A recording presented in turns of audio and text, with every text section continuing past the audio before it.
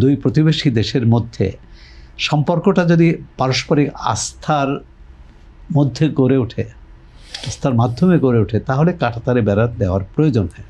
চোরাচালান রোধ করার জন্যে ওপারেও সীমান্তরক্ষী আছে, এপারেও সীমান্তরক্ষী আছে, এমনকি সীমান্তে তো গুলি করে মানুষ মারা হচ্ছে।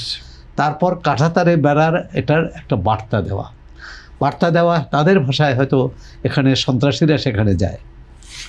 দ্বিতীয় হচ্ছে যে তারা যেটা এতদিন তো কাঁটাতারে বেড়ার প্রয়োজন আসেনি, এখন বিজেপি সরকার পশ্চিমবঙ্গে এসেই কাঁটাতারে বেড়া বা তারা বাংলাদেশ থেকে তারা নিরাপত্তা ঝুঁকির কথা বলছে, এটার মধ্যে একটা সাম্প্রদায়িক দৃষ্টিভঙ্গি আছে।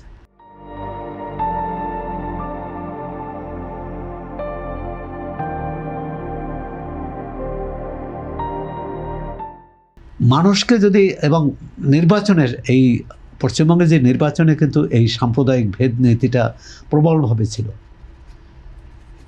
বিশেষ করে এখন যে ক্ষমতাসীন তারা মনে করত যে মমতা ব্যানার্জির দলকে, তৃণমূলকে সবসময় মুসলমানরা সেখানে বিজয়ী করেছে, মুসলমানদের ভোটে বিজয়ী হয়েছে, এবং সেই মুসলমান কারা? বাংলাদেশ থেকে অনুপ্রবেশকারী। বাংলাদেশের এই দ্বিপক্ষীয় সম্পর্ক বা বাংলাদেশের মানুষের যাতায়াত বা অভিবাসন, এটা যখন ভারতের অভ্যন্তরীণ রাজনীতির বিষয় হয়, বিতর্কের বিষয় হয়, তখন এখান থেকে বেরিয়ে আসা খুব কঠিন। যেমন যখন বামফ্রন্ট ছিল, তখন তো বিজেপি এরকম ছিল না, তখন কংগ্রেস কিন্তু এই অভিযোগ করত যে বামফ্রন্টকে যারা ভোট দেয় তারা ওপার থেকে আসা মুসলমান।